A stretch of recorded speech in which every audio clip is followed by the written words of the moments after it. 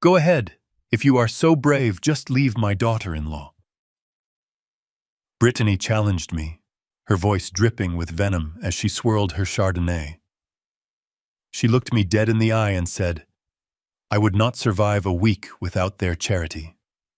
I simply placed the heavy brass house keys on the cold marble kitchen counter, the sound echoing like a gunshot in the silent room. By the very next day, they were in a frenzy, calling nonstop, begging me to pick up the phone, but they did not know that the man they treated like a servant was the only reason they still had a roof over their heads. Before I continue this story, let me know where you are watching from. In the comments below, hit like and subscribe if you have ever had to stand up to family who underestimated your worth.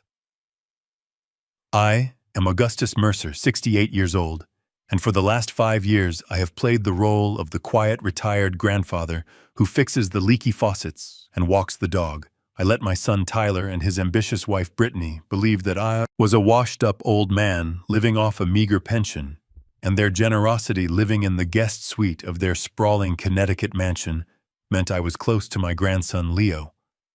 But it also meant I was the target of Brittany constant, passive-aggressive bullying. She treated me like an embarrassing stain on her perfect designer life. But last night, at the dinner party, the stain finally decided to wipe itself clean. The evening started like any other tense performance Tyler was hosting.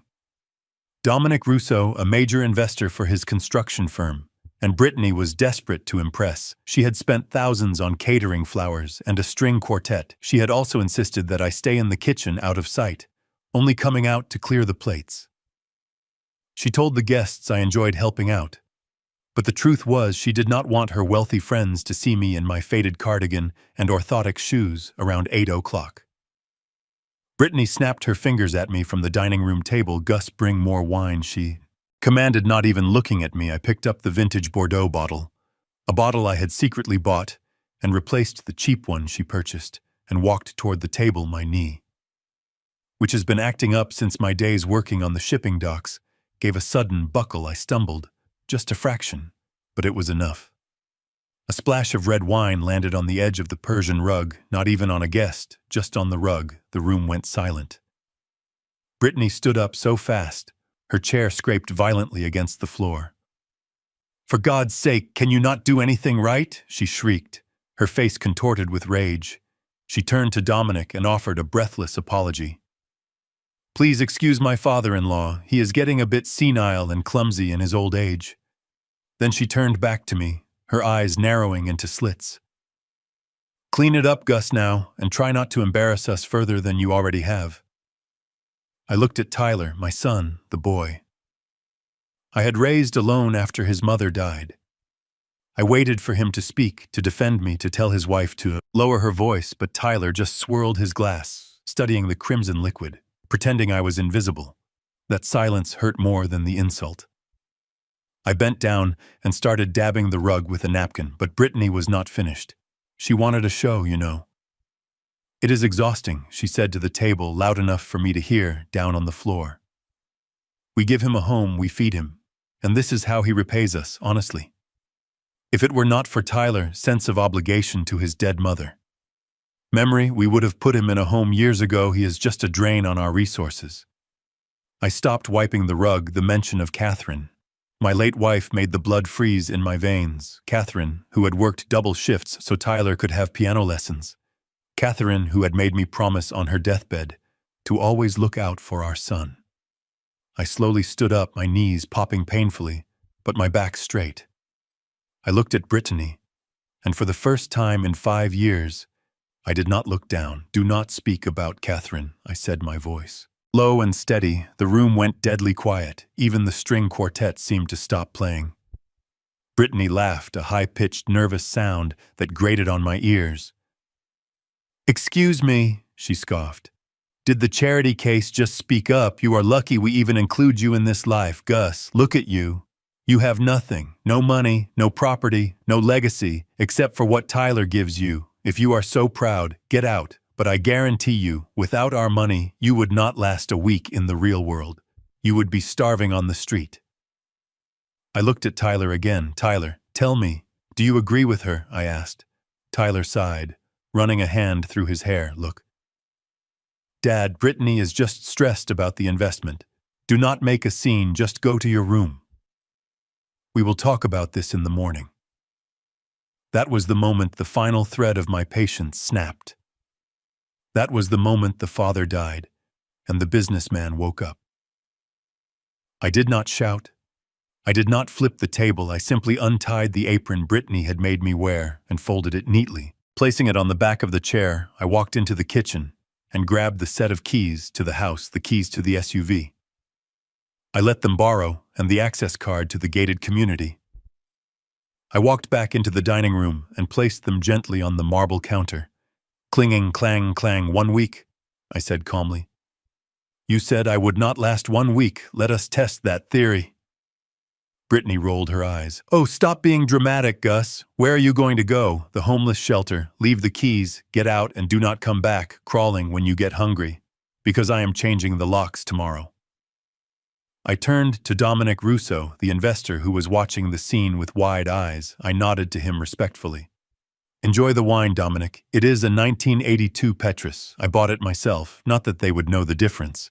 I walked out the front door into the pouring rain. I did not take a coat. I only had my small leather satchel that I always kept by the door containing my passport and a single black titanium credit card. As the heavy oak door slammed shut behind me, I heard Brittany laughing. Tell him to enjoy the park bench tonight. Tyler, he will be back by breakfast. I walked down the long driveway, the rain soaking through my shirt. But I did not feel cold. I felt a fire burning in my chest, a fire that was about to consume everything they thought they owned. I did not walk to a park bench. I walked to the end of the block where I pulled out my old flip phone and dialed a number. I had not called in 5 years. It rang once. Yes, sir, a gruff voice answered. Pendergrass, it is Gus. There was a pause on the other end. Then the tone shifted to absolute professionalism. Welcome back. Augustus, I assumed this day would come. I looked back at the mansion glowing on the hill.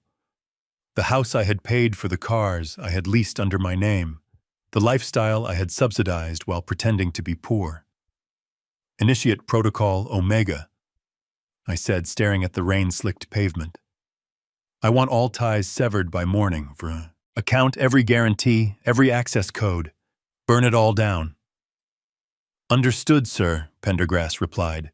Where will you be staying? The St. Regis, New York. Send the car.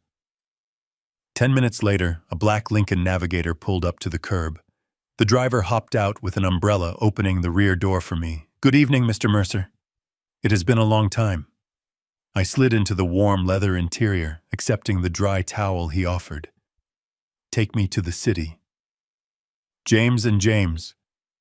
Turn off your phone. I do not want to be disturbed. As we drove away, I did not look back. I closed my eyes and took the first deep breath of freedom I had tasted in years. They wanted to see if I could survive a week without them. They were about to find out if they could survive a single day without me. Regis staff greeted me by name when I arrived at midnight. My suite was ready, the same one I used to stay in when I ran Mercer Logistics before I sold the operational rights and went into hiding. The manager had placed a bottle of scotch and a bowl of fresh dog treats on the table, knowing I would eventually bring my golden retriever Barnaby, though tonight Barnaby was still hostage in that house. That was the only thing that worried me, but Pendergrass assured me the dog would be retrieved by a handler in the morning. I poured myself a glass of scotch and stood by the window looking out at the Manhattan skyline. The city lights were bright and indifferent, perfectly matching my mood. I took a sip, letting the burn settle in my stomach. I pulled out my iPad and logged into the master control system of the Connecticut house. It was a smart home system I had installed myself, programmed under a sub-server that only I could access. I saw the status lights, all green, heating on security on smart fridge connected. I tapped the screen, disabling the autopay feature for the internet, electricity, and gas. Then I accessed the smart home hub and reset the master user, removing Tyler and Brittany admin privileges. I set the thermostat to a chilling 60 degrees and locked the control panel with a new passcode. Finally, I went to the bank accounts, linked to the house expenses accounts, that were technically in my name but which I allowed them to use. I clicked. Freeze. Sleep well, children, I whispered to the empty room. Tomorrow class begins, back in Connecticut. The sun rose over the manicured lawn of the Mercer estate, but inside the chaos had already begun. Brittany woke up shivering. She pulled the duvet tighter around herself. But the cold was biting Tyler, she groaned, kicking her husband. Wake up, it is freezing in here. Did you leave the window open? Tyler groaned, rolling over and reaching for his phone to check the thermostat. Damn it, he muttered, tapping the screen furiously. The app is not working. It says user access denied. What do you mean denied? Brittany sat up, her hair a mess. Hurry up and fix it. I have a Zoom meeting with the interior design board at 10, and I need to shower. Tyler got out of bed, shivering. Walking to the wall panel, he pressed the buttons, but the screen remained black, displaying only a red lock icon and the words, Contact Administrator. Dad must have messed with it before he left, Tyler said, his teeth chattering. He is the only one who knows how to program this stupid system. I will call the technician later. Just go make some coffee. I need caffeine. Brittany wrapped herself in a silk robe and stomped downstairs, muttering about incompetent old men. She walked into the kitchen, expecting the smell of fresh brewing coffee. Gus always had the pot ready by 7 a.m. But the kitchen was cold and silent. The counter was empty, no coffee, no bagel, no fresh fruit sliced and arranged on a plate. Useless, she hissed, slamming the cabinet open to find the coffee beans. She poured them into the grinder and pressed the button. Nothing happened. She pressed it again, silence. Tyler, she screamed. The power in the kitchen is out. Tyler came running down, buttoning his shirt. Stop screaming. Brittany, my head hurts from the wine last night. He checked the breaker box in the pantry. Everything looks fine. Wait, is the internet working? Brittany checked her phone, no Wi-Fi signal. Oh my God, she gasped. I cannot connect to Instagram. I cannot upload my morning story. Tyler, fix this, now. Call the internet company. Tyler pulled out his cell phone and dialed the provider. He was on hold for 5 minutes, pacing the freezing kitchen, while Brittany tried to mash coffee beans with a rolling pin. Finally, a representative answered. Yes, hello? This is Tyler Mercer. My internet is down. I am sorry, Mr. Mercer, the representative said cheerfully. But that account has been suspended as of 4 a.m. this morning, due to a request from the account holder. I am the account holder, Tyler snapped. Actually, sir, the account is under an Augustus Mercer.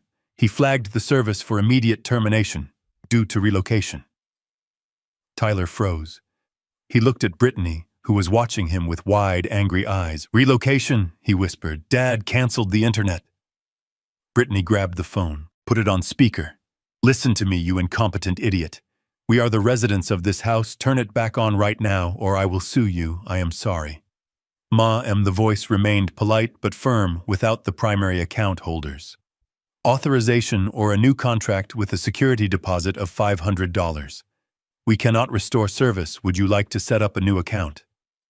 Tyler hung up the phone, throwing it onto the counter.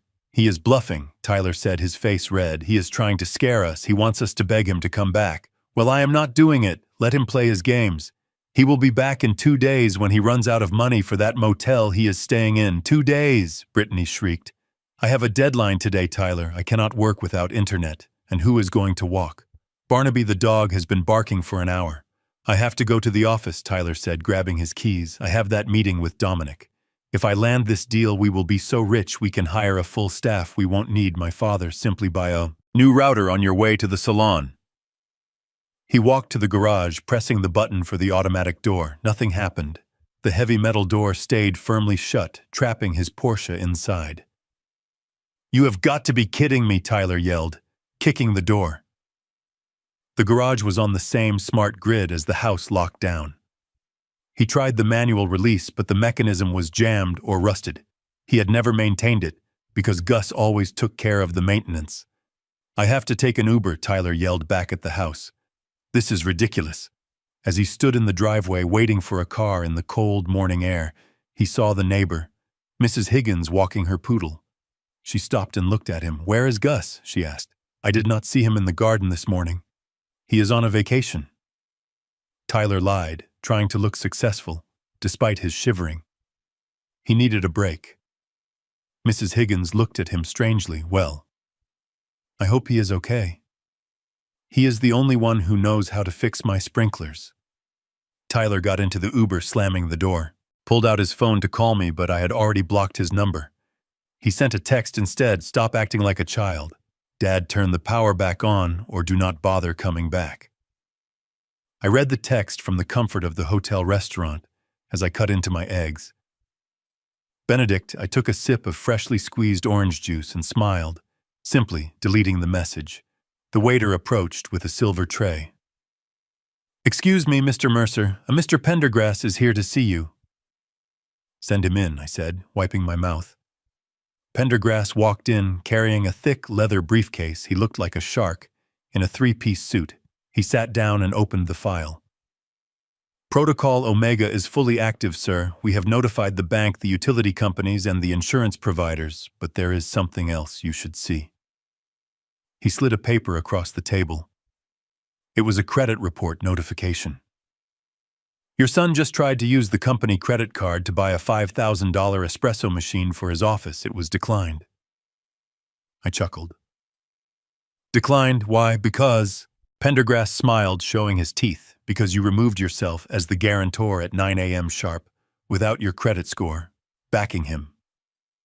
Tyler S.'s business. Credit rating just dropped from a AAA to a junk status.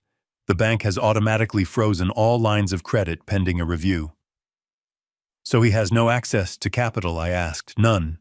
Pendergrass confirmed, and Dominic Russo just called my office. He is very unhappy that the check for the materials bounced this morning.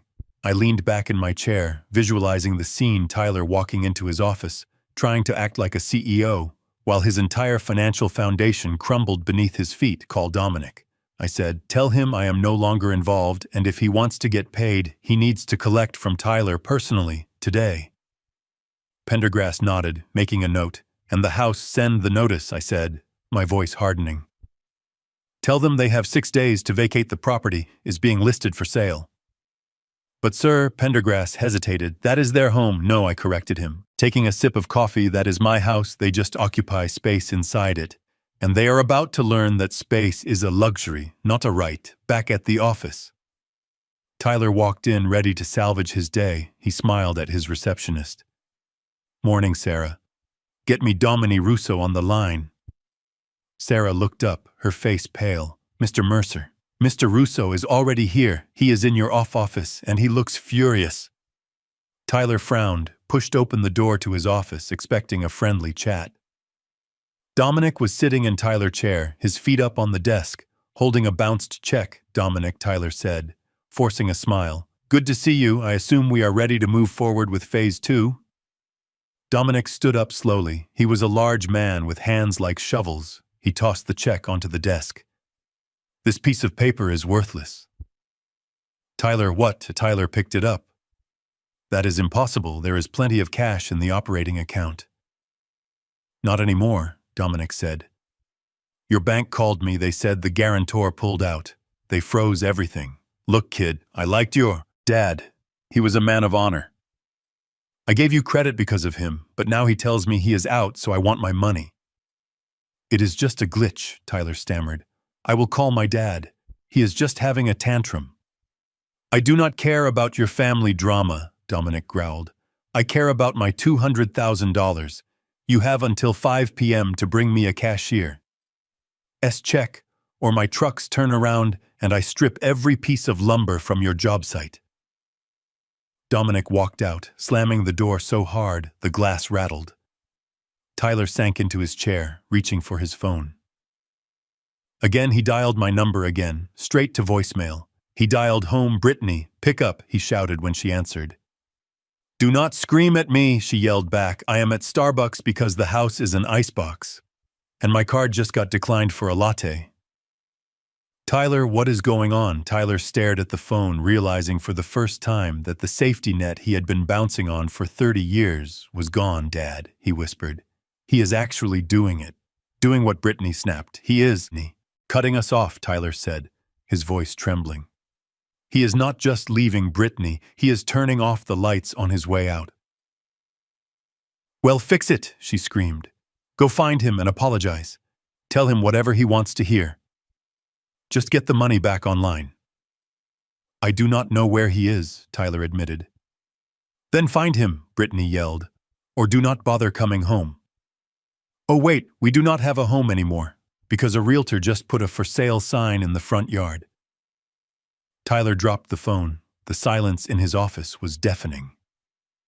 Far worse than the silence at the dinner table the night before.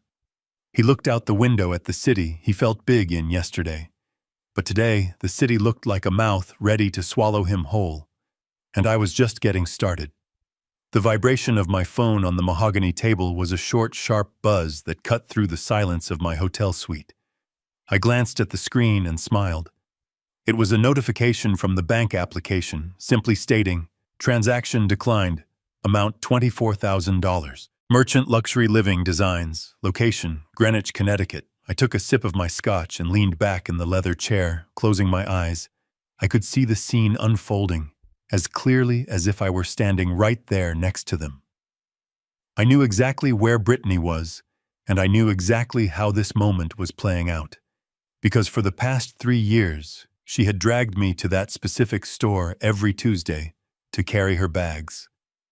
While she spent money she did not earn right now, Brittany was likely standing in the center of the showroom at Luxury Living Designs, surrounded by imported Italian leather sofas and crystal chandeliers. She would be wearing her oversized sunglasses indoors, holding her chin high, looking down her nose at the sales associate. She probably had a clipboard in her hand, pretending to check off items for a client, but in reality she was buying furniture for the new office expansion, an expansion they could not afford. I could imagine the sales associate, a polite young woman named Sarah, whom Brittany had made cry on at least 2 occasions, ringing up. The total Sarah would be nervous, her hands trembling slightly as she scanned the items. A velvet sectional, a marble conference table, and 4 ergonomic executive chairs. The total would be astronomical. But Brittany never looked at price tags, she only looked at brand names. "Here is the company card," Brittany would say, snapping the black platinum card onto the glass counter. "Do not take too long. I have a lunch reservation at Le Jardin in 20 minutes. Sarah would insert the chip, waiting for the machine to process. Usually this took 3 seconds, but today it would take 10, then 20. The screen would flash a message that Brittany had never seen in her life: declined. "Please contact issuer," Sarah would clear her throat, her face turning red. "I am so sorry, Mrs. Mercer." The machine says, "The card was declined." Brittany would laugh, a harsh, condescending sound. "Do not be ridiculous. Try it again. Your machine is obviously broken. That card has a limit of $200,000. Sarah would try again, sweating now. She would swipe it, insert it, tap it. But the result would be the same: declined. I watched the second notification pop up on my phone: transaction, declined, attempt 2, same amount. By now, the other customers in the store would be watching. Nothing attracts attention in high society. Quite like the smell of financial embarrassment. Brittany's face would be turning a shade of crimson that matched the soles of her designer shoes. She would be furiously digging through her purse for the backup card, the one linked to the business operational account. Transaction. Declined, attempt 3. This was the moment reality started to crack the glass walls of their delusion. That backup card was not just a credit card, it was a direct line to the company's CES operating capital. If that card was not working, it meant the bank had frozen the entire line of credit. I could hear Brittany screaming at Sarah, accusing her of incompetence, demanding to see the manager, throwing a tantrum like a toddler who had been told playtime was over. But deep down, fear would be gripping her throat, because she knew that card should work. She knew. Unless something catastrophic had happened, she would pull out her phone, her manicured fingers shaking as she dialed Tyler. I picked up my own phone and opened the banking app, watching the live status of their panic. Tyler was trying to access the mobile banking portal. I could see the login attempts fail one after another because I had changed the two-factor authentications to my number. 10 minutes later, my phone rang. It was the bank manager, Mr. Henderson, a man I had played golf with for 20 years. I let it ring twice before answering. Putting on my calmest voice, "Hello, Gerald. Good to hear from you, Augustus." Mr. Henderson sounded relieved. "I am so glad I caught you. I have your son Tyler on the other line, and he is in quite a state. He is demanding to know why the company credit lines have been slashed to zero and why his cards are bouncing all over town." I tried to explain the situation, but he is insisting there has been a mistake. "There is no mistake, Gerald," I said calmly, looking out at the city skyline as per my letter to you this morning. "I have exercised my right to withdraw as the personal guarantor for Mercer and Company. Designs without my assets backing the loans. The company is strictly judged on its own revenue and based on their financial statements. From last quarter, I believe they do not qualify for a platinum credit line." There was a pause on the line. "Well, yes," Mr. Henderson stammered, "without your personal guarantee and your credit score of 850 backing the account." The automated risk assessment system flagged the company as high risk. Immediately, their unsecured limit dropped from $500,000 to $5,000, which they have already exceeded. "Exactly," I said. "Tell him that, Gerald. Tell him exactly how the math works." I could hear the muffled sound of Mr. Henderson switching lines, patching Tyler into the call. "Mr. Henderson, are you there?" Tyler's voice was frantic, high-pitched, and breathless. "Brittany is stuck at the furniture store, and they are threatening to call security because she caused a scene. Fix this, now." "Mr. Mercer," Henderson said, his voice professional but cold, "I am afraid there is nothing to fix, as I was explaining. Your lines of credit were secured by your father, personal assets, and his credit rating. As of 9 a.m. this morning, your father has formally removed himself as the guarantor." "What?" Tyler shouted. "That is illegal. He cannot do that. It is my company." "It is your company," yes, Mr. Henderson agreed. "But it was his credit. The bank extended that capital, based on Augustus Mercer's reputation, not yours. Without him, your business credit score is barely 600, and your debt-to-income ratio is dangerously high. In fact, under the current terms, you are overdrawn by nearly $40,000. We will need you to deposit cash immediately to cover the deficit, or we will have to begin liquidation procedures to recover our funds." There was a silence on the line so profound I could almost hear Tyler heartbreaking. It was the silence of a man realizing he was falling without a parachute for 30 years. Tyler thought he was flying. He thought he was a brilliant businessman. He thought he was a self-made success. He never looked down to see that I was the one holding him up the entire time. "But Dad..." Tyler's voice cracked. He was talking to me now, knowing I was listening, even though I had not spoken. "Ed, please do not do this. We have payroll next week. If the accounts are frozen, I cannot pay the staff. Dominic Russo will pull the materials. The project will stop." "Dad, are you there?" I signaled to Mr. Henderson to end the call. I did not say a word, hanging up the phone and placing it face down on the table. I poured myself another glass of scotch, the amber liquid catching the light. Brittany had said I would not survive a week, she thought. Survival was about money, about having a mansion, about expensive dinners. She did not understand that survival in the business world was about leverage. And for the first time in his life, Tyler was learning that he had zero leverage. The concept of soft power is something I tried to teach Tyler when he was a teenager. I told him that true power is not the car you drive or the watch you wear. True power is the name on the contract. True power is the handshake that clears the check.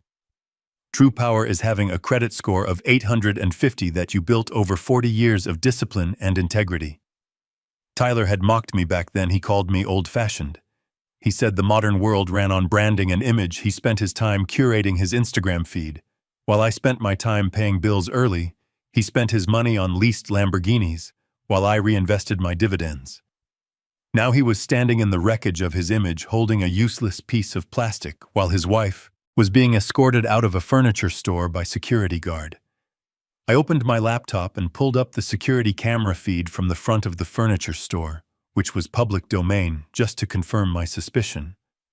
Sure enough, there was Brittany standing on the curb next to her luxury SUV looking furious. She was shouting into her phone, waving her arms, her perfect facade crumbling for all the passers-by to see. But this was just the beginning. The credit cards were the first domino, the one that tips over easily and makes a loud noise. The next dominoes would be heavier, and they would fall silently, but with much more destructive force. I opened my email and drafted a message to Dominic Russo, subject updated payment terms. Body, dear Dominic, regarding the conversation we had about the supply chain for the Mercer project. As I am no longer financially involved, I recommend you secure all outstanding invoices with a lien on the property. Immediately, Tyler does not have the liquidity to cover the next shipment. Regards, Augustus. For and hit send with a single click, knowing that email would shut down their construction site within the hour. Dominic did not play games. If he thought his money was at risk, he would chain the gates and tow his equipment before lunch. I stood up and walked to the mirror, adjusting my tie. I looked at the man, reflected there. He looked older, tired, but his eyes were sharp. They were the eyes of a man who was finally taking back his life. They wanted a war. They wanted to prove they were independent. They wanted to show the world they did not need the old man. Well, they were about to get everything they wished for, and I had a feeling they were going to hate every single minute of it. I picked up my room key and headed for the door. It was time for lunch, and for the first time in years, I was going to eat exactly what I wanted, without hearing Brittany complain about the calories or the cost. Freedom, it turned out, tasted even better than revenge, but luckily for me, I was to have a full serving of both. The silence that fell over the construction site was louder than any jackhammer I had ever heard in my 40 years of business. Usually, the sound of a job site is a symphony of progress. The grinding of gears, the shouting of foremen, the rhythmic pounding of steel piles being driven into the earth. But at exactly 1:30 in the afternoon, on that Tuesday, the symphony stopped dead. I was sitting in my hotel suite monitoring the live feed from the security cameras we had installed at the Emerald Heights project. This was the flagship development that Tyler and Brittany had bet their entire reputation on. It was a $20 million luxury condominium complex that was already 3 weeks behind schedule. They needed the steel beams and the structural timber delivered today, or the entire timeline would collapse, triggering penalty clauses that would bankrupt them. I watched on the screen as a convoy of 6 massive flatbed trucks bearing the logo Russo materials rolled up to the main gate. Dust swirled around their tires as the air brakes hissed, engaging with a sound like a heavy sigh. These trucks were carrying $200,000 worth of custom fabricated steel and high-grade lumber materials that were essential for the next phase of framing. Tyler came running out of the site trailer, adjusting his hard hat. He looked small next to the massive trucks. He was waving his arms, directing them toward the unloading zone, expecting the drivers to jump out and start unstrapping the cargo just like they always did. But the doors of the trucks did not open. The engines did not turn off. Instead, the lead driver, a man I knew well, named Big Mike, simply rolled down his window and shook his head. I could see Tyler shouting, pointing at his watch, pointing at the ground, demanding that they enter the site. He grabbed the door handle of the truck, trying to pull it open, but it was locked inside the cab. Big Mike just picked up his CB radio microphone, presumably receiving an order from headquarters. Then slowly, methodically, the lead truck put on its reverse lights. The piercing beep, beep, beep of the truck, backing up, echoed through the silent site one by one. The other 5 trucks followed suit, turning their massive wheels and beginning to execute a U-turn away from the entrance. Tyler looked like he had been slapped. He pulled out his phone, his fingers fumbling as he dialed the one man who had the power to stop this.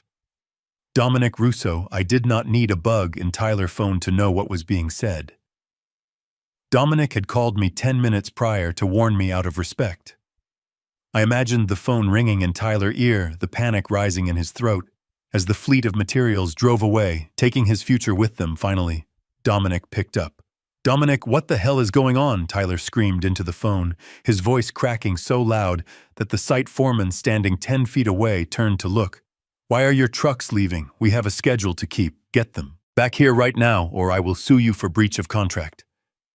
There was a pause on the other end, a pause filled with the heavy breathing of a man who does not take threats lightly. When Dominic spoke, his voice was likely calm, low, and terrifyingly final. "Listen to me, kid," Dominic said. "I do not have a contract with you. I had a handshake agreement with Augustus Mercer." "That is the same thing," Tyler yelled. "I am the CMO now. The company is the same."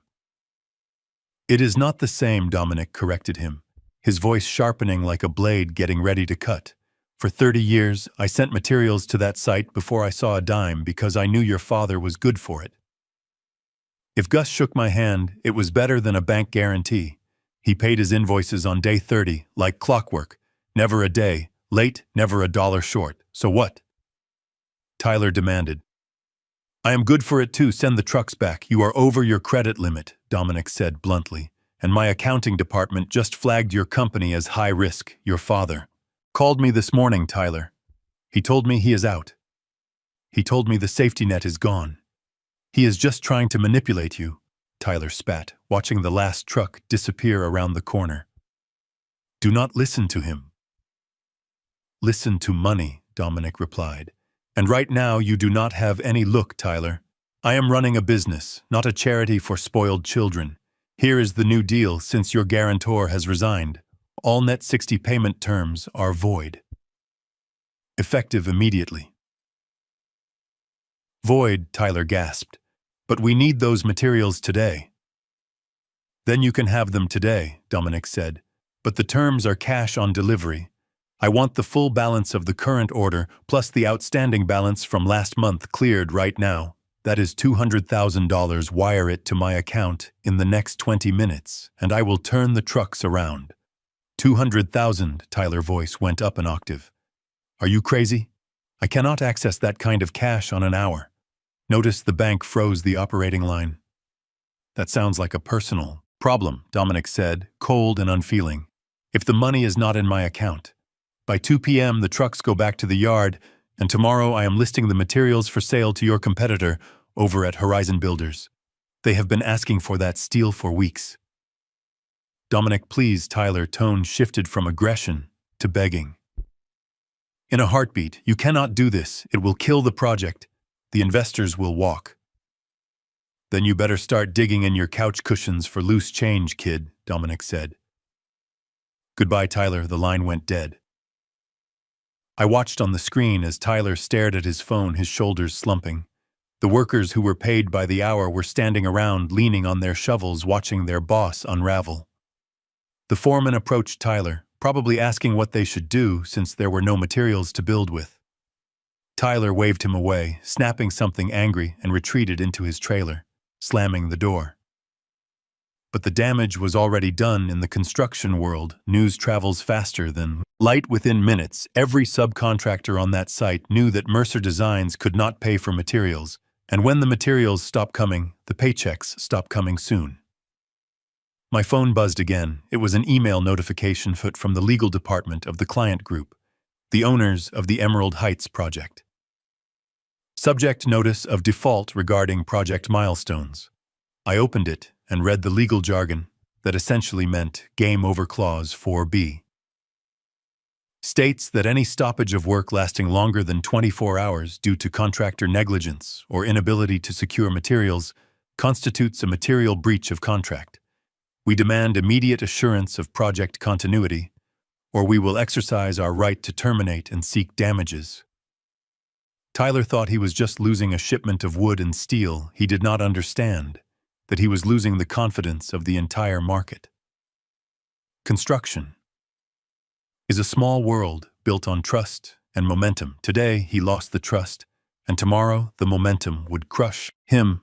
I took another sip of my drink, feeling a strange mixture of satisfaction and sadness. I had built that reputation with Dominic Russo, brick by brick, over decades. Had attended his daughter's weddings. I had sent flowers when his mother died. We had a bond that transcended contracts. Tyler thought he could inherit that bond, just like he inherited my house, but respect is not hereditary. It is earned, and Tyler was currently finding out that his balance was zero. I zoomed in on the camera feed one last time. I saw Tyler inside the trailer through the window.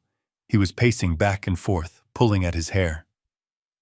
Brittany had arrived, her luxury SUV kicking up dust. She stormed into the trailer and I could see her arms flailing, screaming at him, asking why the trucks were gone, asking why her empire was crumbling. They were alone in that trailer, trapped in a box of their own, surrounded by a silent construction site that was quickly becoming a monument to their arrogance, and the worst part for them was that the sun was still high in the sky. It was only Tuesday. They still had 5 more days to survive without me. And the walls were already closing in. The amber liquid in my glass swirled slowly, a 30-year-old single malt scotch that cost more than the first car I ever bought. It had a rich, smoky flavor that coated my throat, warming me against the artificial chill of the hotel air conditioning.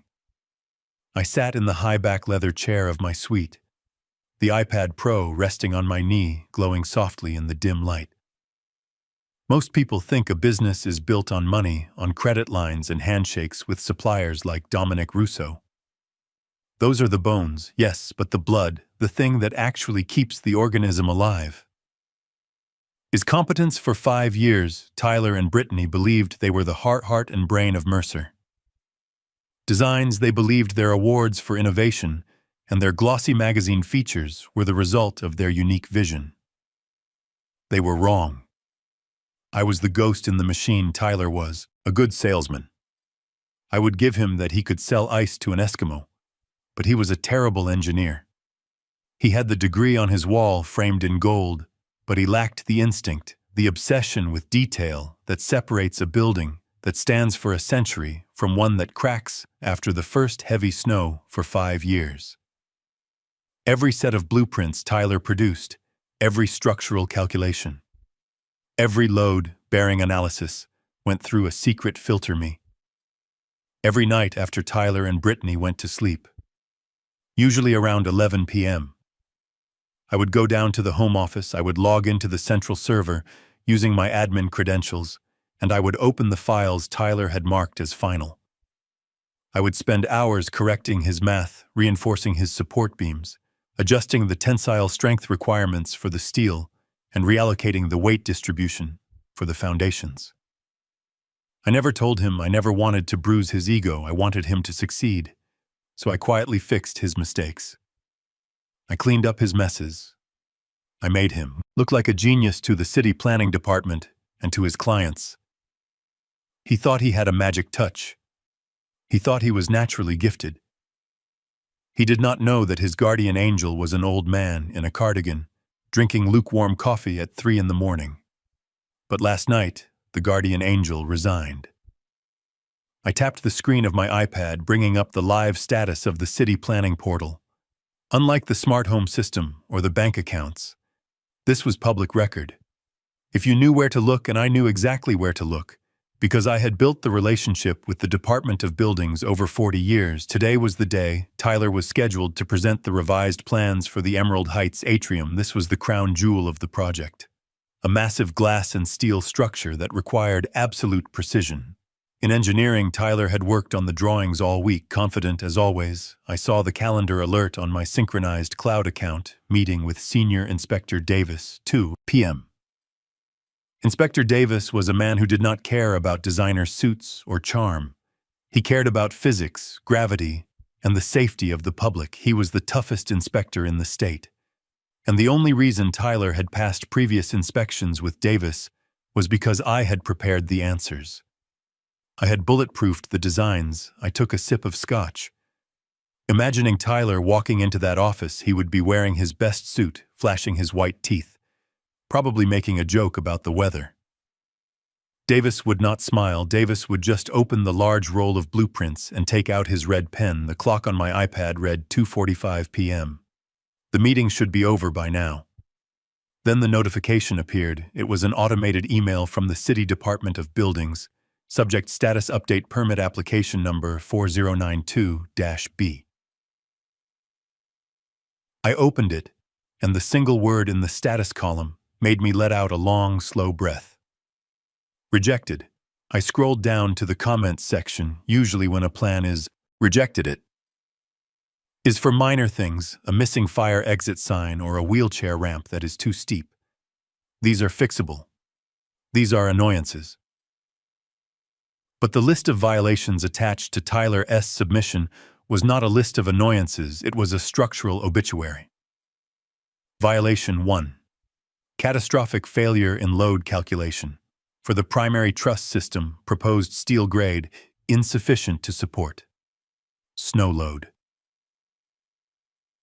Violation. 2 foundation stress factors, miscalculated by a factor of 3 potential for subsidence imminent. Violation 3. Atrium glass curtain wall lacks sufficient wind shear, bracing for Zone 4 weather conditions. Conclusion: immediate suspension of all construction permits, pending full structural review of all active sites managed by Mercer Designs. My eyes lingered on that last sentence: suspension of all active sites. Tyler did not just lose the atrium, he lost the right to build anything, anywhere in the state, until he could prove he was not a danger to the public. I could only imagine the scene inside that government office. Tyler staring at the red ink, probably arguing, probably telling Davis that he had checked the numbers himself, that his software was state-of-the-art. He did not understand that software only works if you input the right variables, and Tyler had been inputting garbage for years, relying on me to take out the trash. My phone buzzed. It was not Tyler. This time, it was Brittany. She had left 3 voicemails in the last 10 minutes. I did not listen to them. I did not need to hear her screeching voice to know what she was saying. She would be blaming the city. She would be calling them corrupt. She would be screaming about bureaucracy. She would never once stop to think that maybe, just maybe, her husband simply did not know how to do his job. I switched apps to the internal company Slack channel, which I still had read only access to under a hidden developer profile. The panic in the company chat was palpable. The project manager, a young man named Kevin, was typing furiously. Guys, the city just posted a stop work order on the front gate of Emerald Heights. The police are here to enforce it. They are sending everyone home. What is going on? Another message popped up from the lead architect. Sarah, Tyler just called me screaming. He says the calculations for the atrium were wrong. He asked who changed them. He says the version he submitted was perfect. I smiled sadly at the screen. The version he submitted was exactly what he had drawn. That was the problem for the first time in 5 years. He had submitted his own work, raw and unfiltered, and reality had judged it harsh and wanting. A third message appeared from the accounting department. Paychecks are supposed to go out on Friday. If the site is shut down, do we still get paid? No one answered that question. I poured another measure of scotch. The bottle was going down faster than Tyler S.'s reputation. I walked to the window looking down at the traffic on 5th Avenue. The cars looked like toys from up here, moving in predictable patterns, guided by traffic lights and rules. Tyler had lived his whole life thinking he was above the rules, thinking that gravity and mathematics would bend to his will. Just because he was a Mercer, he did not understand that the name Mercer meant quality, because I stayed up all night worrying about the details, because I double-checked every bolt and every beam. He was about to learn a very expensive lesson in humility. I went back to the iPad and opened the detailed report from Inspector Davis. There was a note at the bottom that caught my eye. Note to applicant: previous submissions for this site showed a high level of engineering competence consistent with the work of Augustus Mercer. This current submission appears amateurish and dangerous. We strongly suggest Mr. Augustus Mercer review and sign off on any future amendments before resubmission. I let out a short, dry laugh. Even the city inspector knew the difference between the master and the apprentice. Tyler would be reading that note right now. He would be sitting in his car in the city hall parking lot, his tie loosened, sweat staining his collar, holding the paper that proved he was a fraud. He would be realizing that the mysterious glitches that used to vanish from his work, The problems that seemed to solve themselves overnight were not magic, they were me, and I was gone. I wondered if he would call me not to scream, not to beg for money, but to ask how to fix the trust load. Calculation. I wondered if he even knew how to ask the question. But the phone remained silent. Of course, his pride was the only structural element that was still intact. It was bearing a load far heavier than it was designed for, and it was only a matter of time before it collapsed. 2. I closed the iPad cover, the screen going black. The show was over for today. The empire I had built was not being destroyed by fire or by enemies. It was being destroyed by the simple, relentless weight of incompetence. I took a sip of the scotch, savoring the burn tomorrow. The lawsuits would start. The clients who had bought condos in a building that was now legally declared unsafe would be demanding their deposits back. The insurance companies would be canceling their policies, citing negligence. And I would be here watching it all, from the comfort of the St. Regis, waiting for the moment when Tyler finally understood that the most expensive thing in the world is not a house or a car or a credit line. It is the truth, and the truth had just arrived with a red stamp that said, "Rejected." The silence in my hotel suite was broken only by the hum of the refrigerator and the rhythmic breathing of Barnaby, my golden retriever, who had been retrieved by the handler that morning. Seeing him safe at my feet gave me a sense of peace, but I knew the war was far from over. In fact, the most dangerous phase was just beginning. Most people, when backed into a corner, will surrender. They will look at the overwhelming odds and realize that the only way out is to wave the white flag. But Brittany was not most people. She was a narcissist of the highest order. And when a narcissist is cornered, they do not surrender, they attack. I was expecting a phone call, perhaps an apology delivered through gritted teeth, or maybe even a legal threat from a cheap lawyer. Instead, I got a notification on my iPad. It was from Instagram, a platform I rarely used, but monitored closely since leaving the house. The notification read, "Brittany Mercer, Designs is live." I tapped the screen, and there she was sitting in the front seat of her luxury SUV, presumably because the house was still freezing cold, and without internet, she had positioned the phone perfectly, catching the afternoon light so that a single tear glistened on her cheek. She looked devastated. She looked vulnerable. She looked like an Academy Award-winning actress. "Hi, everyone." She began, her voice trembling slightly. "I know I have not been posting much the last few days. Honestly, I have been afraid." She paused, wiping the fake tear away. "We are going through something terrible right now, and I think it is time I speak up about the abuse we have been suffering." I sat forward in my chair, my grip tightening on the iPad. "Abuse," I whispered to the empty room. "You have got to be kidding me." Brittany continued, looking directly into the camera lens, her eyes wide and pleading. "For years, Tyler and I have been taking care of his father. Augustus, we took him in when he had nowhere else to go. We gave him a suite in our home, we fed him. We included him in our family, even though he was difficult, even though his mental state was declining." She took a deep breath, letting the lie settle in the minds of her 50,000 followers. "But recently, he has become unstable, controlling. He demands money constantly, and when we try to set boundaries, he lashes out. 2 days ago, he snapped. He cut off our power. He drained our business accounts, and he disappeared, leaving us with nothing. He is trying to punish us for not giving him control over my company. He is trying to destroy us because he is jealous of our success. I am scared, guys. I am scared for myself and for Tyler. We are victims of financial and emotional abuse by a man we tried to save." The comments section began to scroll by rapidly. A river of hearts and angry emojis. "Poor Brittany. Stay strong, honey. That is toxic masculinity for you. Call the police, get a restraining order." I watched as the court of public opinion convened and convicted me in a matter of seconds. Strangers who had never met me were calling me a monster, a leech, a senile tyrant.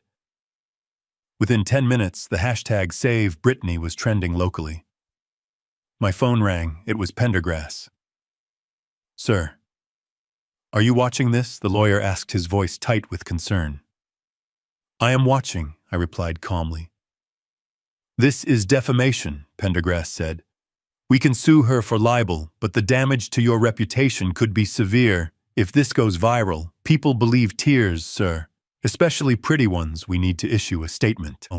Immediately denying these allegations. No, I said, cutting him off. No statements. Pendergrass statements sound like excuses. Defenses sound like guilt. We do not need to say a word. Then what do we do? Pendergrass asked. She is destroying you. I took a sip of water, watching Brittany continue her performance on the screen. She was now sobbing, claiming that I had threatened to hurt her dog, claiming that she was afraid to sleep at night. Pendergrass, I said, do you remember when I installed the mesh Wi-Fi system in the house 3 years ago? Yes, sir. And do you remember that I installed high-definition security cameras in the common areas, the kitchen, the living room, and the dining room, specifically, to monitor the house when they went on vacation? Yes. But what does that have to do with this? I smiled a cold, humorless smile. Brittany forgets that the cameras record audio too, she thinks. Because she cannot see them, they do not exist. Initiate protocol. Truth, upload the compilation video to the same platform, tag her in it, and boost it with the marketing budget we reserved. Are you sure, sir?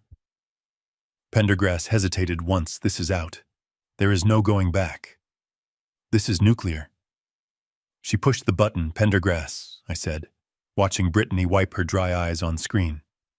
I am just detonating the charge. Do it. I hung up and waited. On the screen, Brittany was wrapping up her monologue, asking her followers to donate to a GoFundMe link she had just set up to help them survive this crisis. She was shameless, utterly shameless. Then it happened.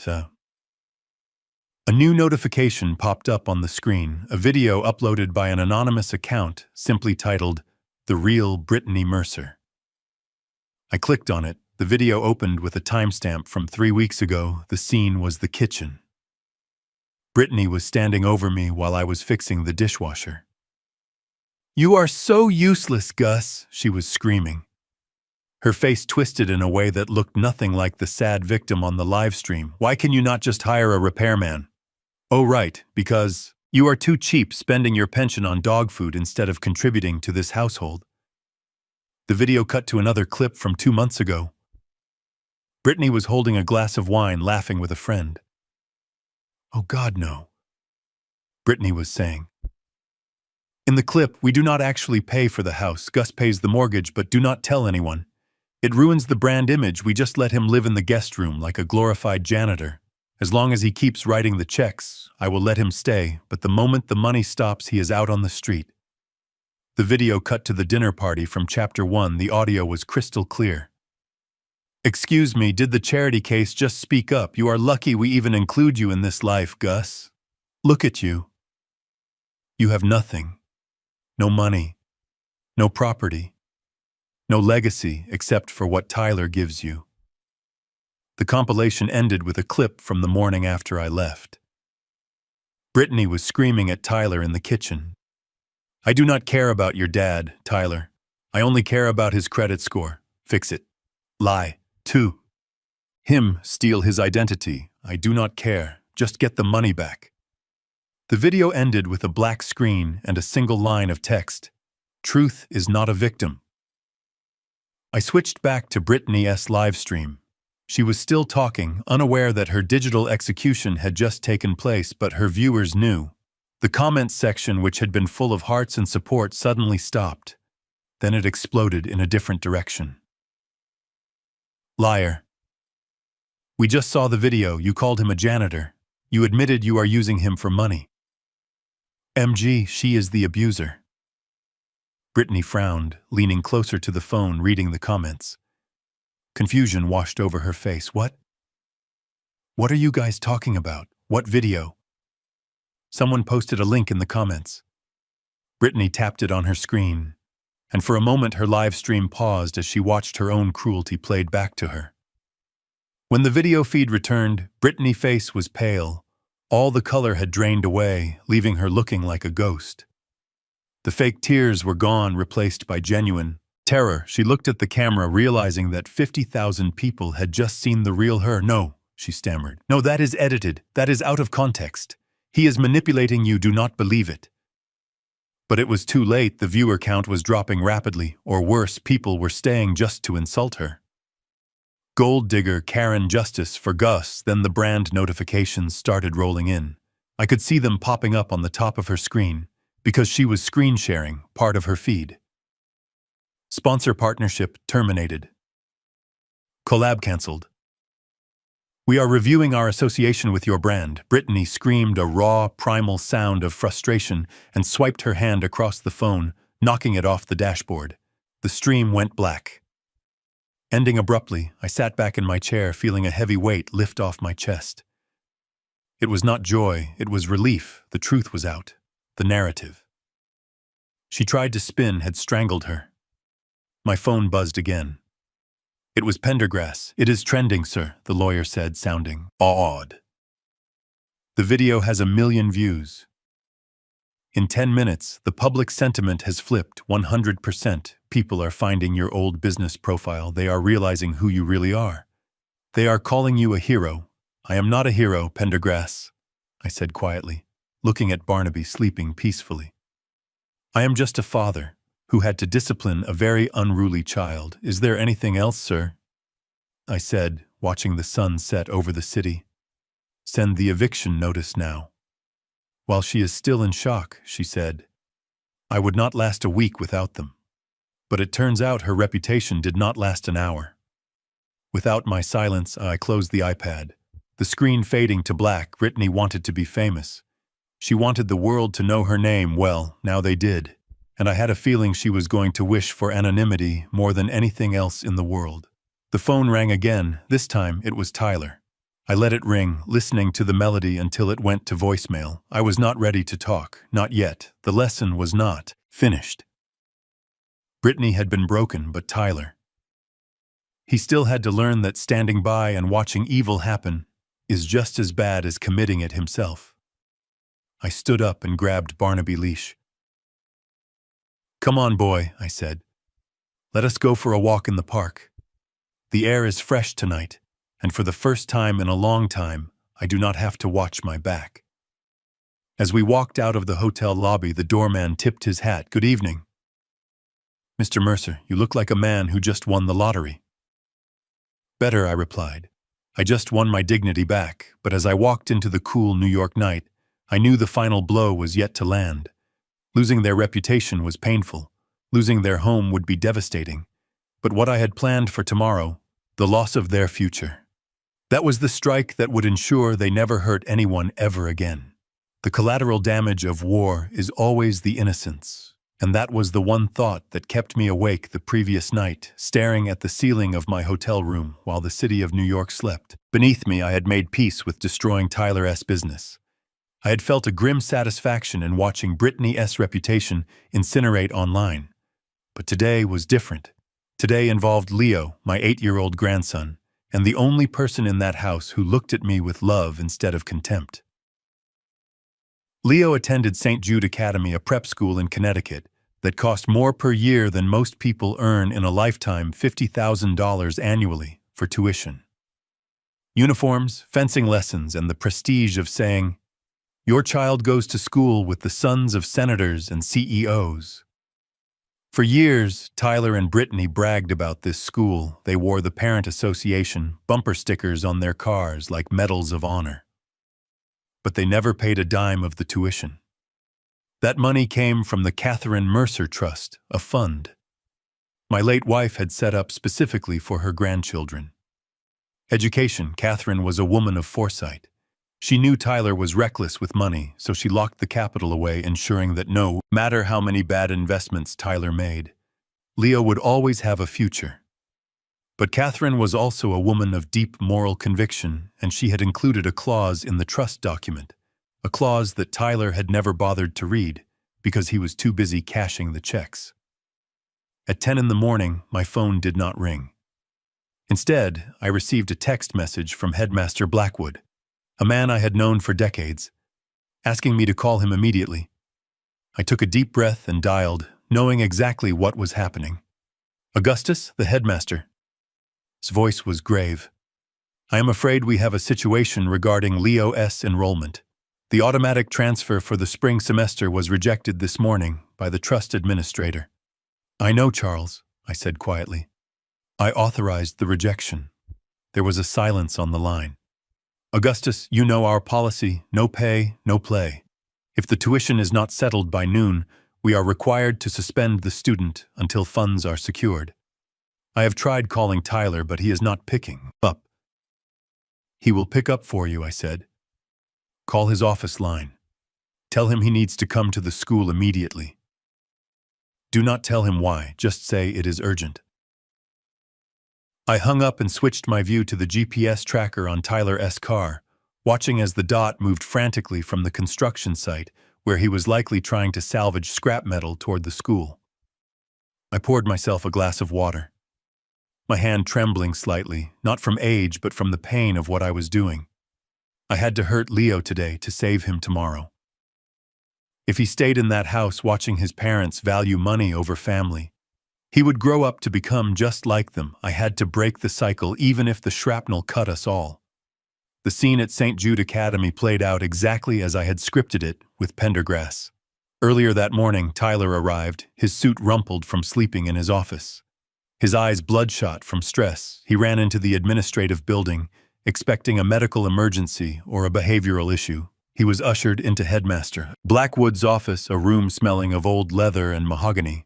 The headmaster sat behind his desk, looking at Tyler with that specific look of pity reserved for the formerly wealthy. Is Leo okay? Tyler asked. Breathless. Did he get hurt? Leo is fine, Mr. Mercer, the headmaster said, gesturing to a chair. He is in history class right now. The problem is administrative. As you know, the tuition payment was due today. Unfortunately, the transaction failed. Tyler let out a laugh of disbelief, a laugh that bordered on hysteria. Is that why you called me down here, honestly? Charles, there must be a glitch with the bank. My father handles the trust. Just run it again tomorrow. I am afraid it is not a banking glitch. The headmaster slid a legal document across the desk. This is a formal notice from the executor of the Catherine Mercer Trust, specifically citing Section 14, Paragraph B.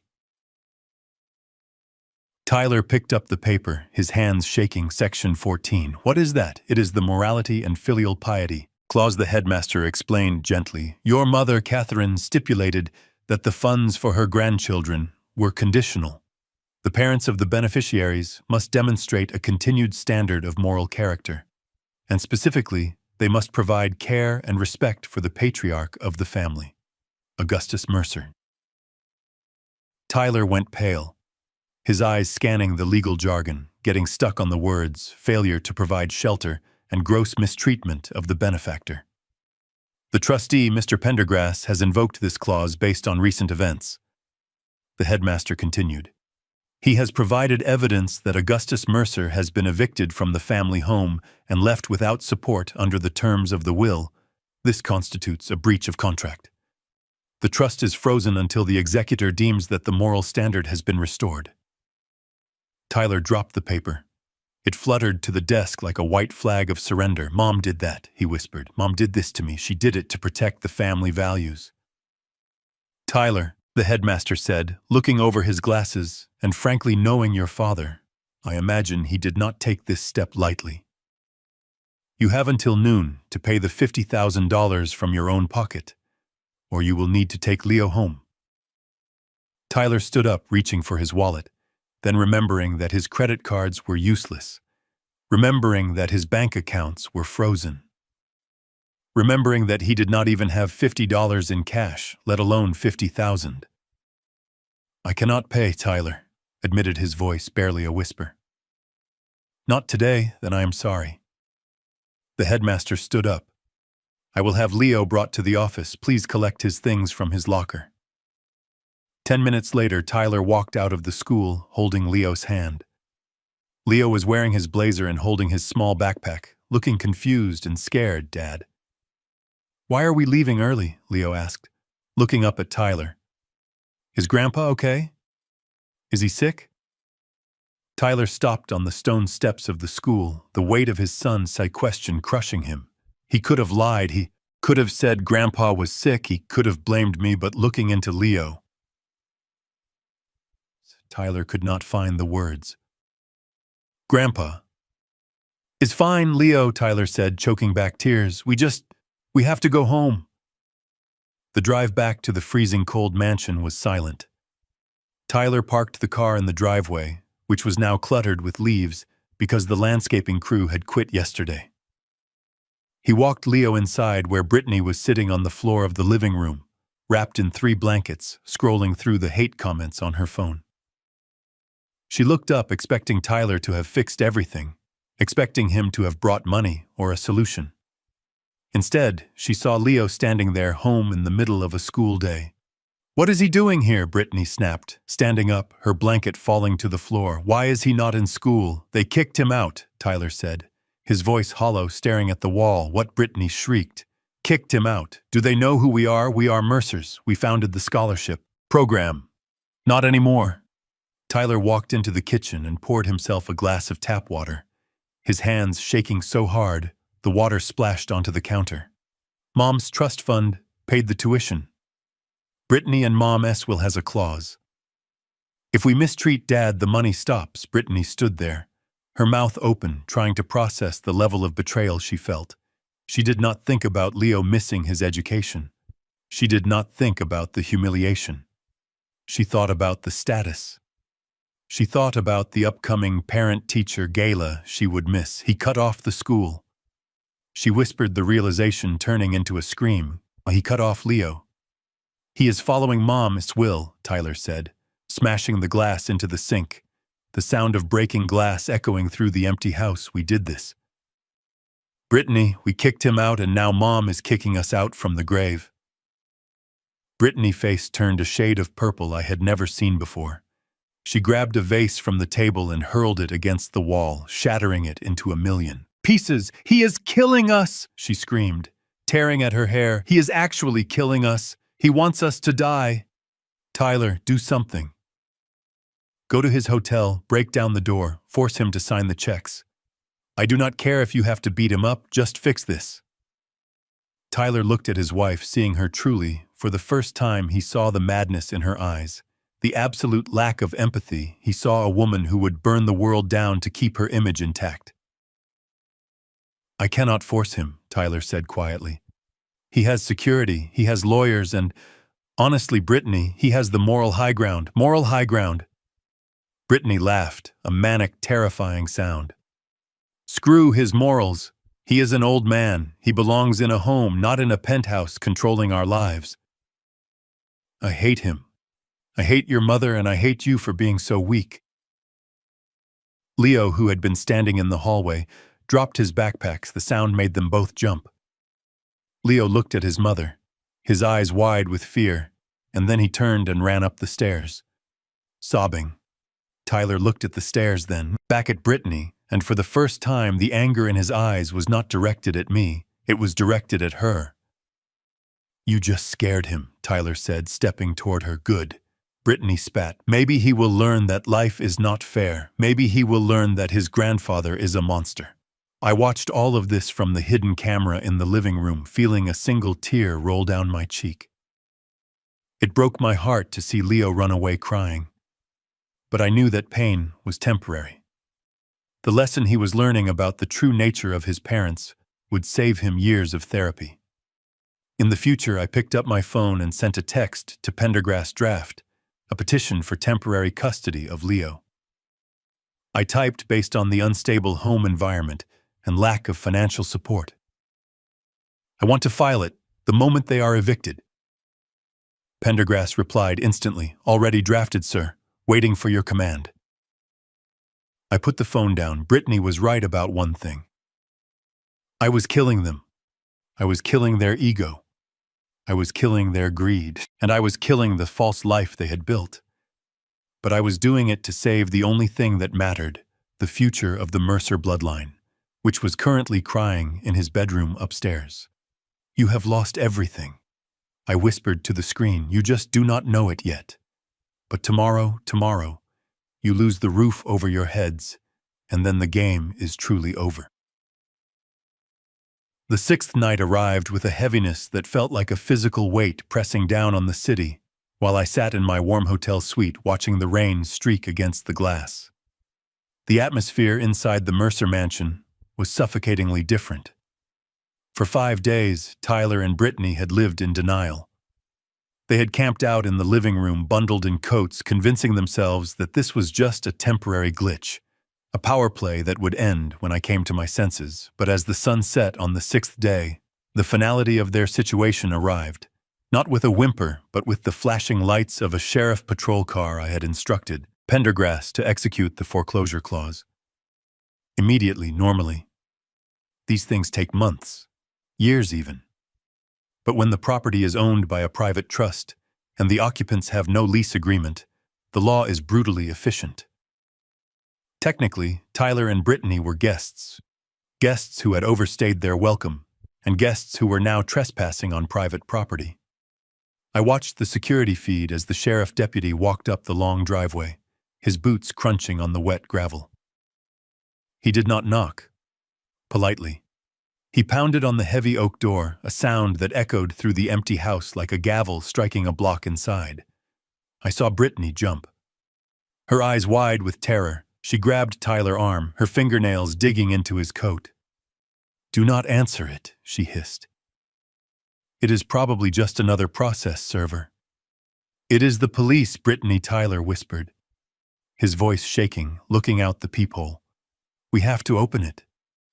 When Tyler opened the door, the cold wind rushed in, extinguishing the single candle they had lit for light. The deputy stood there holding a clipboard, his face impassive. "Tyler Mercer?" the deputy asked. "Yes," Tyler replied, his breath visible in the freezing air.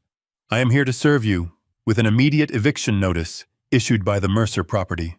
Trust you have been declared squatters on the premises, seeing as the lawful owner has revoked your permission to reside here."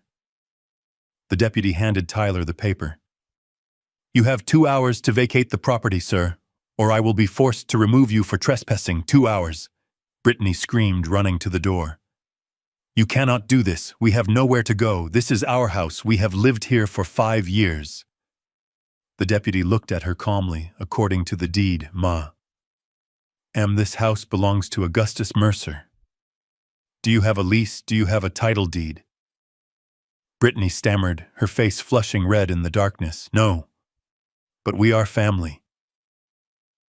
"Family or not," the deputy said, touching the brim of his hat, "the owner wants you out. You can take personal essentials only. Anything structurally attached to the house or belonging to the trust stays behind. I will wait in my vehicle. You have 120 minutes. The door closed, and for a moment there was absolute silence.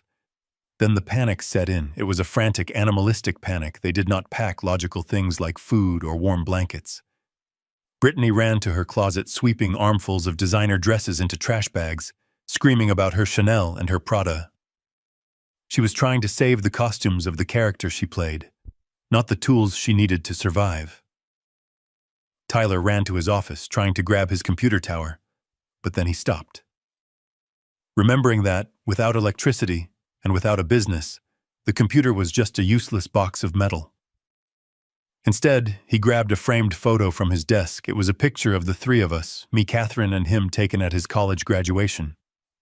It was the only thing of sentimental value he took. I watched them scrambling in the dark, tripping over furniture, cursing each other. It was a scene of total degradation. The power couple of Connecticut, the king and queen of the social scene, were reduced to refugees in their own home, stuffing their lives into black plastic garbage bags by the light of a dying flashlight. When the 2 hours were up, the deputy honked his horn, a sharp blast that signaled the end of an era. They walked out into the rain, dragging their bags behind them. The humiliation was absolute. Brittany was wearing high heels that sank into the mud, ruining them instantly. Tyler looked like a ghost, his shoulders slumped, his eyes hollow. They did not look back at the house. They could not bear to look at the paradise they had lost. They loaded the bags into the SUV, the only vehicle they had left, and even that was running on fumes. They climbed in, and as they drove away, the deputy placed a heavy padlock on the front gate, sealing the Mercer estate. I switched camera feeds following the GPS tracker on the SUV. I wanted to see where they would go. Would they go to a friend house? Surely after years of throwing lavish parties, they had friends who would take them in, but as I watched the dot on the map move, I realized the truth of their social standing. They drove to the Brentwood estate, to the home of the Washingtons, a couple they had vacationed with last summer. The car idled outside the gate for 10 minutes. I could imagine Tyler calling, begging for a spare room, but the gate never opened. Eventually, the car pulled away. They tried the Harrisons next, then the Goldbergs, same result. The car would stop, wait, and drive away. It turns out that when you are a toxic liability, when you have been exposed as frauds and abusers, the fair-weather friends vanish like mist in the morning sun. No one wanted to be associated with the falling empire of Tyler and Brittany. The gaslight on the dashboard must have been screaming by now because the car turned away from the affluent neighborhoods. It drove past the country club, past the high-end boutiques, and onto the interstate heading south toward the industrial district. They pulled into the parking lot of the Starlight Inn, a roadside motel, with a flickering neon sign, where the letter L was burnt out, making it read Starlight Inn. It was the kind of place where truckers slept for a few hours, and where people went when they had nowhere left to go. I switched to the audio feed inside the car, just in time to hear Brittany melt down. "No," she sobbed, refusing to open the car door. "No, Tyler. I am not staying here. Look at this place. It is disgusting. There are probably bedbugs. I will get a disease. I am Brittany Mercer. I do not sleep in dumpsters." "We have $40, Brittany," Tyler said, his voice devoid of emotion. "Just $40, cash. This place is $35 a night. It is all we can afford. Unless you want to sleep in the car." "I hate you," Brittany screamed, hitting the dashboard with her fists. "I hate your father, and I hate you for letting this happen. You were supposed to be a CEO. You were supposed to take care of me. I tried." Tyler shouted back, finally snapping. "I tried to give you everything you wanted, Brittany. I bought you the cars, the clothes, the vacations. I let you treat my father like a dog because I thought it would make you happy. But it was never enough, was it? Nothing is ever enough for you." He got out of the car, slamming the door, and walked into the lobby, leaving her crying in the passenger seat. I watched Tyler through the cracked window of the motel lobby. He was counting out crumpled bills onto the counter. The clerk, a man with a grease-stained shirt, looked at him with suspicion. Tyler Mercer. The man who used to drop $1,000 on a bottle of wine was now negotiating for a room with a working lock. He came back out holding a physical key attached to a dirty plastic tag. "Get out." "Brittany," he said, opening her door. "Room 104. Let us go." They dragged their trash bags into the room. The fluorescent light inside flickered, buzzing like a trapped fly. The room was small, smelling of stale smoke and old carpet. The bedspread was a faded floral pattern that had seen better decades. Tyler dropped the bags on the floor and sat on the edge of the bed, putting his head in his hands. Brittany stood by the door, refusing to touch anything. She looked at her phone, hoping for a distraction, but the screen was dark, the battery had died, and they had forgotten to pack a charger. "This is rock bottom," she whispered, staring at the peeling paint on the wall. "No," Tyler said, looking up, his eyes red-rimmed. "This is not rock bottom. Rock bottom is when you realize you deserve to be here." "What is that supposed to mean?" Brittany snapped. "It means Dad was right," Tyler said softly. "We would not last a week tonight. Is night 6. And look at us, we are broken. We have no friends, no money, no home, and the worst part is, we did it to ourselves." "Stop talking like that," Brittany hissed. "He did this. He ruined us." Did he? Tyler stood up, walking to the dirty window, looking out at the rain. Or did he just stop stopping us from ruining ourselves? Think about it, Brittany. Every time we messed up, he was there with a check. Every time we overspent, he covered it. We never learned how to survive. We just learned how to consume. I am going to sleep, Brittany said, lying down on top of the covers fully clothed, pulling her coat tight around her. Wake me up when this nightmare is over. It is not a nightmare, Brittany Tyler said, lying down next to her, staring at the water stain on the ceiling. It is reality, and tomorrow is the last day. Tomorrow, the week is up. I sat in my hotel suite miles away, feeling a profound sense of sadness, watching my son. In that dingy room broke my heart. But I knew I could not intervene, not yet. Pain is the greatest teacher. And Tyler was finally sitting in the classroom. I closed the laptop, the image of them huddled together in the cold motel room, fading from view. They had lost the empire, they had lost the image, but maybe, just maybe, in the wreckage of their vanity they might find something real. Tomorrow would be the final test. Tomorrow. They would either rise from the ashes as new people or they would burn out completely. And I would be there waiting at the finish line to see which version of my son survived the fire. The morning sun streamed through the floor-to-ceiling windows of the penthouse boardroom at the St. Regis, casting long golden shadows across the polished mahogany table. The air inside smelled of freshly brewed Arabica coffee and expensive leather. A stark contrast to the stale cigarette smoke and desperation that I knew Tyler and Brittany had woken up to in their roadside motel room. I sat at the head of the table surrounded by 6 of the most powerful men in the logistics and construction industry.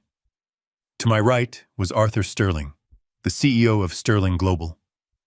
To my left was the chairman of the National Builders Association. These were men who moved markets with a phone call, men who valued discretion and power above all else, and today they were all looking at me, waiting for my final signature on a merger document that would reshape the entire Northeast Corridor. The meeting was proceeding with the quiet, dignified rhythm of high-stakes business until a commotion erupted in the hallway outside.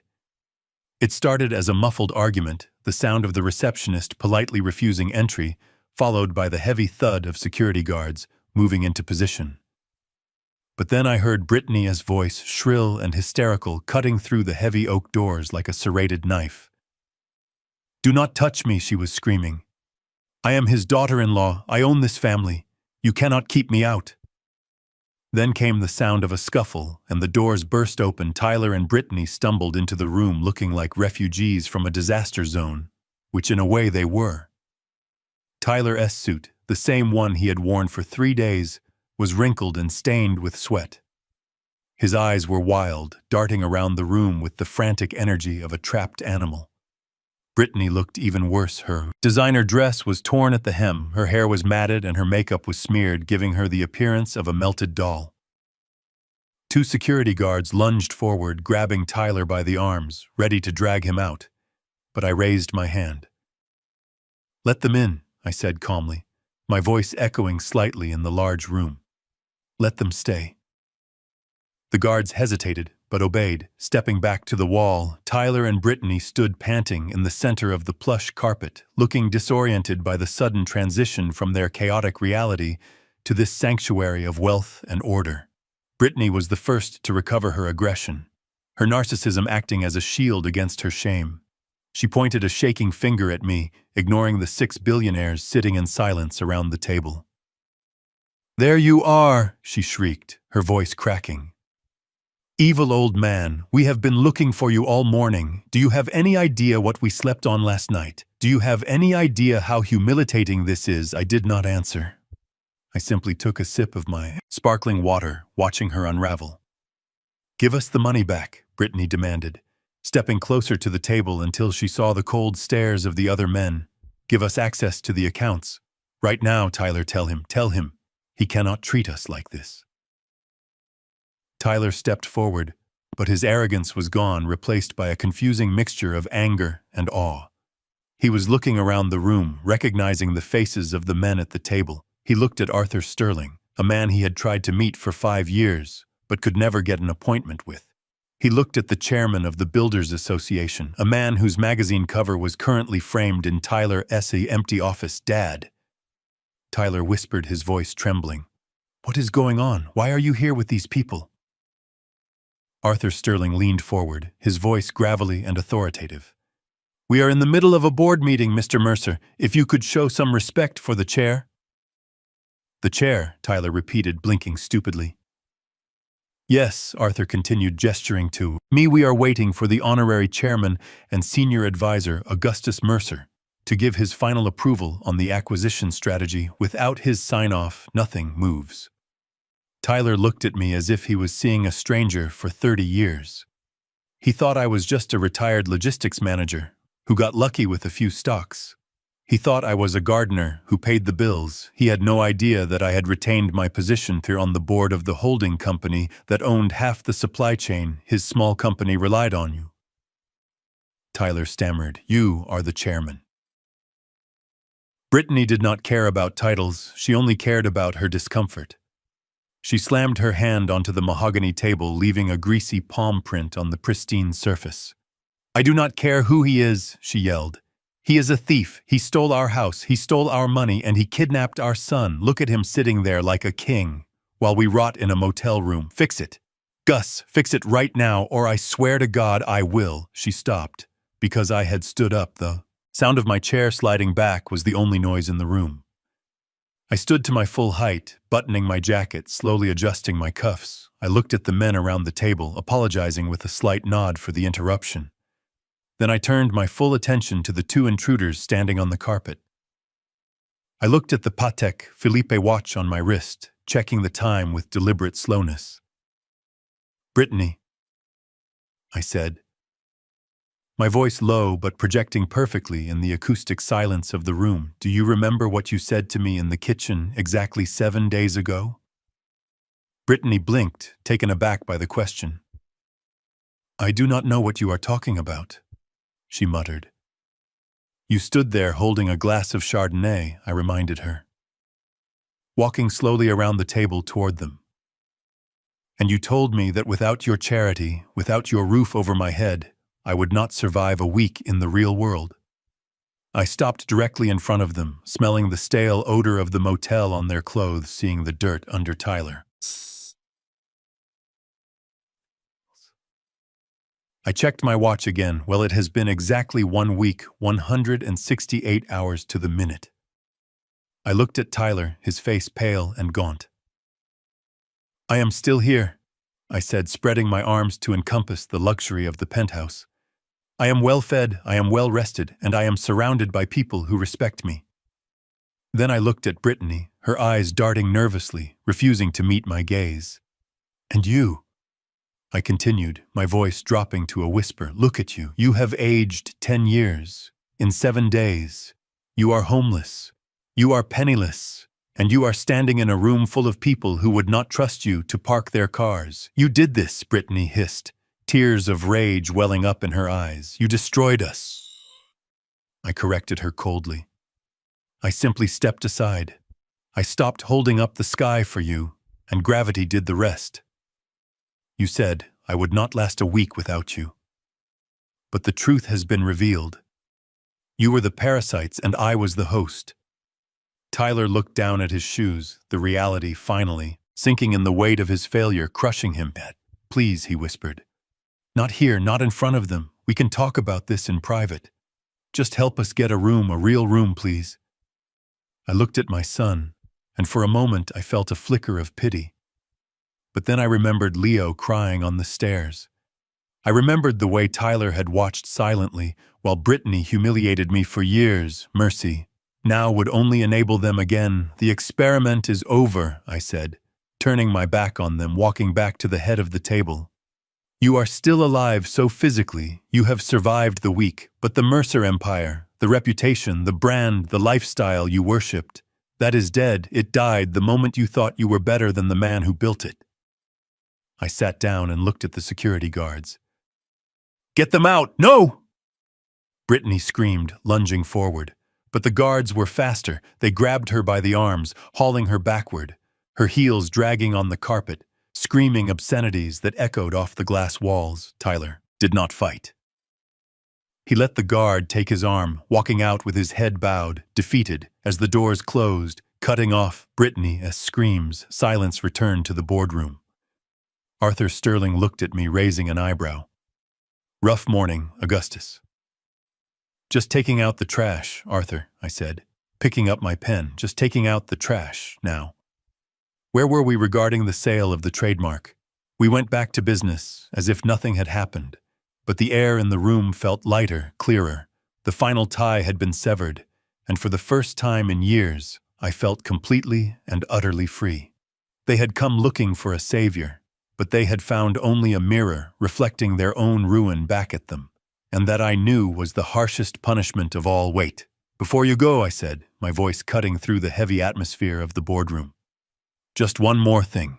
The security guards paused, their hands still gripping Tyler and Brittany's arms. Tyler looked back at me, hope flickering in his eyes for a brief second. Perhaps he thought this was the moment of mercy, perhaps. He thought I was going to hand him a check or the keys to the house, but hope is a dangerous thing when it is based on delusion. I gestured to the empty chairs opposite me. Sit down, I commanded, not for a negotiation, but for a lesson. They sat wary and broken. Brittany was wiping her mascara-stained cheeks, trying to regain some composure, adjusting her torn dress. Tyler just stared at the mahogany table, unable to look me in the eye. You asked me why Arthur Sterling is here, I said, gesturing to the silver-haired man on my right. You asked why the CEO of our biggest competitor is sitting at this table while you are being escorted out. Tyler looked at Arthur, then back at me. I assumed he was buying the logistics division. Tyler mumbled, his voice hoarse. I let out a dry laugh. You assumed too much, Tyler. You always have. You assumed the house was yours. You assumed the money was endless. And you assumed that the company name, Mercer and Company, Designs, belonged to you. Tyler frowned, confusion knitting his brow. Of course it belongs to me. I am the CEO. I incorporated the LLC 5 years ago. You incorporated an operating company.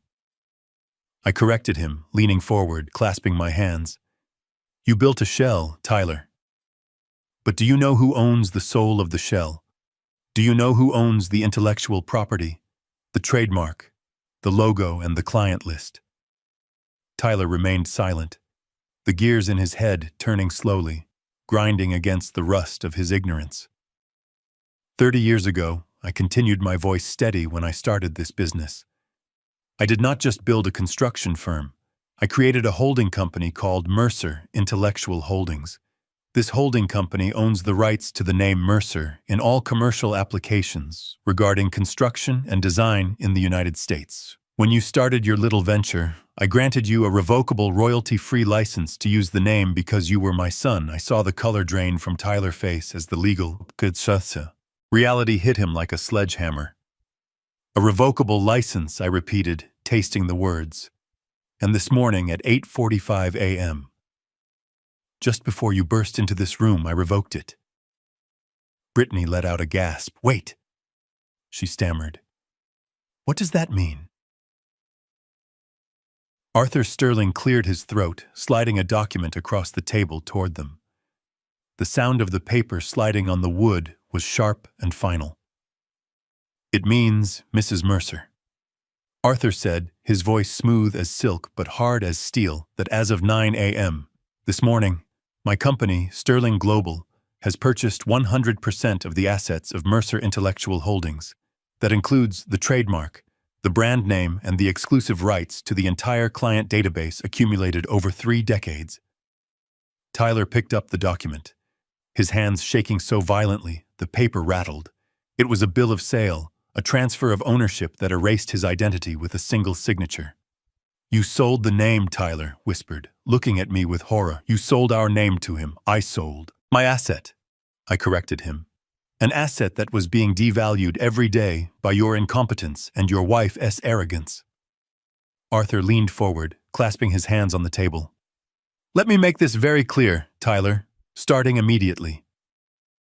You are legally prohibited from using the name Mercer for any business purpose. You cannot call yourself Mercer Designs. You cannot use the logo on your trucks. You cannot even use your own surname to market your services. If you try, I will sue you for trademark infringement, and I have a legal team that makes your father's lawyer look like a public defender. Brittany stood up, her face twisting into a mask of pure fury. You cannot do that. It is our name. It is on my driver's license. It is a brand, Brittany, Arthur said coldly. and you have damaged that brand enough. I am rebranding the entire operation under the Sterling banner. Effective tomorrow, the name Mercer will no longer exist in this industry, except as a subsidiary of my corporation." "But the clients," Tyler interrupted, desperation creeping into his voice. "The VIP list. The contacts. I have relationships with those people, you have nothing," I said, cutting him off strictly. "Those clients signed contracts with the Mercer entity, and the Mercer entity now belongs to Arthur. I sent an email blast to the entire database 10 minutes ago, informing them of the acquisition and assuring them that under Sterling management, the quality control issues and the drama that have plagued the company recently will be resolved." "You stole my Rolodex, Tyler," whispered, tears streaming down his face. "I took back what I lent you," I said. And honestly, Tyler, most of them were relieved. "Dominic Russo was the first to sign the new supplier agreement with Arthur," he said. "He is happy to work with adults again." The room fell silent, a heavy tomb-like silence that marked the death of Tyler S.'s career. He sat there realizing that he was not just broke, he was erased. He could not go out and start a new company called Mercer Builders. He could not trade on his father's reputation, because his father's reputation was now the property of his biggest rival. He was a man without a name, without a home, and without a future. Brittany looked at the document, then at me. Her eyes filled with a hatred so pure it was almost impressive. "You planned this," she hissed. "You planned this from the very beginning. You wanted to humiliate us. I wanted to teach you," I said, standing up, walking over to the window, looking out at the city skyline. "You thought the value of the company was in the fancy office and the Instagram followers. You never understood that the value was in the trust, the name represented. You spent 5 years withdrawing from an account you never deposited into, and today the account was closed." I turned back to face them, my silhouette framed by the bright light of the city. "You are banned from the industry, Tyler," I said, delivering the final blow. "There is a non-compete clause attached to the client list transfer. You cannot work in construction or design within a 500-mile radius for the next 5 years. 5 years, Tyler choked out. "What am I supposed to do?"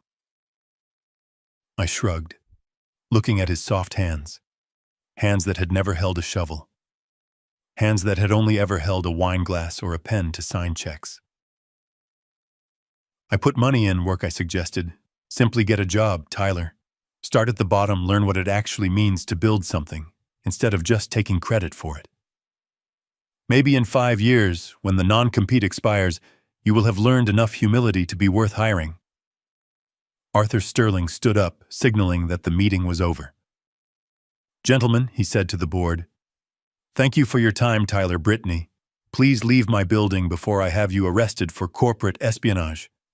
The security guards stepped forward again, and this time there was no resistance. Tyler stood up, his legs unsteady. He looked at the bill of sale one last time, looking at my signature at the bottom. The signature that had given him everything and had now taken it all away. He looked at me, and for the first time in his life I saw a flicker of genuine fear in his eyes. He was realizing that the safety net was gone, and the ground was very, very hard. "Dad," he whispered one word, a plea, a question, a goodbye. "Goodbye, Tyler," I said, turning my back on him, returning to my seat. They were escorted out the heavy doors, closing with a soft click, sealing them out of the world of power and influence they so desperately craved. I sat alone at the head of the table for a moment. The other board members respecting my silence, I picked up the pen, the expensive fountain pen I had used to sign the deal, and twisted it in my fingers. It was done. The empire I had built to leave to my son was now sold to a stranger. But in doing so, I had saved the legacy from being turned into a joke. I had preserved the dignity of the work, even if I had to sacrifice the successor. Arthur poured me a fresh cup of coffee. "Well, Augustus," he said, his tone respectful. "That was the coldest piece of business I have ever witnessed. Are you all right?" I took the coffee, feeling the warmth seep into my cold fingers. "I am fine, Arthur," I replied. "Actually, I am better than fine. I just liquidated a distressed asset and freed up my schedule for the first time in 30 years. "And the boy," Arthur asked, "what happens to him now?" I took a sip of the dark roast, savoring the bitterness. "Now," I said, looking at the closed doors. "Now he learns to swim because I am done being the life raft." The meeting adjourned, and I walked out of the St. Regis into the bright sunlight of Manhattan. The city moved around me, indifferent to the tragedy that had just played out in the penthouse that was the beauty of the city. It demanded strength, and it punished weakness. I hailed a taxi, not a limousine, just a regular yellow cab where, to the driver, asked, chewing on a toothpick. "Take me to the school," I said, settling back into the worn vinyl seat. "I have a grandson to pick up." As the taxi merged into traffic, I felt a sense of closure. The week was over, the challenge had been met. They said I would not last a week without them, but in the end, it was their vanity that had an expiration date, and I was just the one who checked the label. 3 months have passed since the doors of the St. Regis boardroom closed on my son and his wife, and in that time the natural order of the world has reasserted itself. Gravity, as I told Tyler, is a relentless force, and without the artificial anti-gravity machine of my bank account, they both fell hard and fast. I parked my car across the street from the new riverfront development site yesterday just to see it for myself. I did not get out. I did not roll down the window. I just watched through the tinted glass. Observing the final act of this tragedy, Tyler was there, but he was not wearing his Italian suit, and he was not sitting in an air-conditioned trailer shouting orders into a phone. He was wearing a neon yellow safety vest over a flannel shirt and heavy steel-toed boots that looked too big for his feet. He was holding a clipboard, standing in the mud, while a project manager, a man named Frank who used to work for me and who Tyler had fired 2 years ago for being too old, screamed in his face, "Move that lumber to the south lot!" Mercer Frank was shouting, pointing a thick finger at a stack of plywood, "And do it before lunch, or I am docking your hours." I watched my son, the boy who used to complain if his steak was slightly overcooked, nod his head submissively. "Yes, sir," he said, his voice lost in the noise of the machinery. "I will get it done." He turned and began to lift the heavy sheets of wood, his soft hands struggling with the weight. He stumbled once, slipping in the mud, landing on his knees in the past. He would have thrown a tantrum. He would have quit. He would have called me to sue the mud for ruining his pants. But yesterday, he just stood up, wiped his hands on his jeans, and kept working. He kept working because he had to. He had $2.4 million in personal debts that I had unsealed when I revoked the trust protections, and he had a wage garnishment order attached to his paycheck, taking 50% of every dollar he earned. He was earning $18 an hour, doing the job of a junior site assistant, a job he should have done 20 years ago, right out of college. He looked tired. He looked older, but for the first time in his life, he looked real. The arrogance was gone, scrubbed away by the harsh friction of reality. He was no longer a CEO playing dress-up. He was a man learning the weight of a dollar the hard way. And he was doing it alone. The divorce papers had been served to him at the motel exactly 48 hours after the meeting at the penthouse. Brittany did not stick around for the poverty chapter of the story.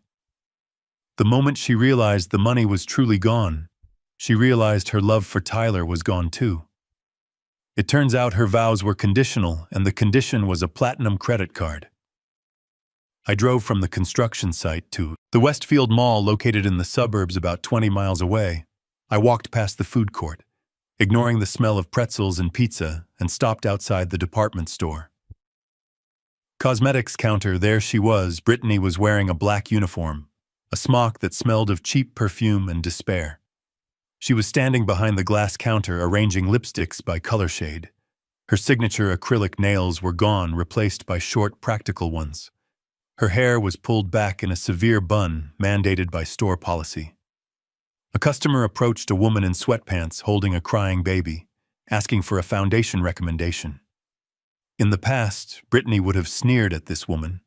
She would have made a cruel joke about her appearance. But today, Brittany put on a smile, a forced, painful smile that did not reach her eyes. "Of course, Ma am Brittany," said her voice dripping with artificial sweetness. "Let me show you our budget-friendly line. It is on sale today." She was selling illusions just like she always did, but now she was a servant to the illusion, not the master. She had moved into a small studio apartment with 2 other roommates. Girls half her age who played loud music and left dishes in the sink. She was living the life she had mocked for years, and the irony was seemingly lost on her as she focused only on survival. I watched her for 5 minutes. She looked up once and her eyes scanned the crowd for a second. I thought she saw me standing near the escalator, but her gaze moved on. She was looking for a savior, a rich man to rescue her from the purgatory of retail. But the rich men knew who she was. Her reputation as a gold digger had gone viral thanks to her own live stream. She was trapped in a prison of her own making, sentenced to serve the public. She despised. I walked away without buying anything.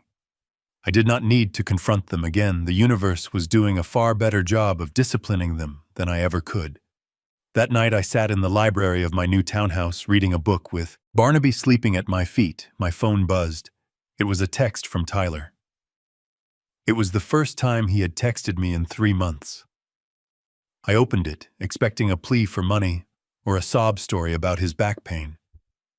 But the message was short, just 5 words. The drawings were always you. I stared at the screen for a long time. Tyler had finally figured it out. He realized that the genius behind the designs, the safety of the structures, the success of the company, it had never been him. He had been walking on a bridge I built, thinking he was flying. He finally understood that he was a product of my protection, not his own talent. I did not reply. I deleted the message and put the phone down. Forgiveness is a bridge that takes time to rebuild, and Tyler had burned the blueprints he needed to lay the foundation. First stone by heavy stone in the mud of that construction site. He was suffering, yes, but he was becoming a man, and Brittany, she was suffering too, but she was becoming a memory. I looked out the window at the moon rising over the city. I had burned their empire down. I had stripped them of their names, and I had cast them out into the cold. But in the ashes of their destruction, I saw the faint glimmer of something new. Truth, and truth, no matter how painful, is the only foundation worth building on. The week was over, the lesson was learned, and finally I could sleep soundly, knowing that the bill had been paid in full. The Pacific Coast Highway stretched out before me like a ribbon of asphalt draped over the cliffs of California. A stark contrast to the gray concrete and freezing rain of Connecticut, I downshifted the 1967 Mustang, feeling the raw power of the engine vibrate through the steering wheel beside me. Barnaby sat in the passenger seat, his golden fur blowing wild in the wind, his tongue lolling out in a goofy grin of pure contentment, for a dog who had spent 5 years being yelled at for simply existing. This open road was heaven. I adjusted my sunglasses, breathing in the salty air that smelled of kelp and freedom. It had been 3 months since I walked out of the St. Regis, 3 months since I signed the papers that dismantled the toxic legacy of my son, and 3 months since I filed for custody of Leo. My phone rang through the car's Bluetooth system, interrupting the classic rock playing on the radio. I glanced at the screen and smiled, seeing the name Leo appear. "Hey, sport," I answered, my voice competing with the wind. "How was school today?" Grandpa Leo's voice came through, clear and happy sounding. Nothing like the terrified boy crying on the stairs. "Did you know that whales migrate past where you are driving right now? We learned about it in science class today." "Is that so?" I laughed, looking out at the endless blue expanse. "Well, I will keep an eye out for them." "Are you ready for practice later?" "Yeah," Leo said. "Excited, coach. Says if I keep practicing, I might start next week." "Oh. And Grandpa, thanks for sending the new cleats. They are awesome." "You earned them, kiddo," said Softy. "I will see you at dinner. I am making tacos." "Okay, love you, Grandpa." "Love you too, Leo."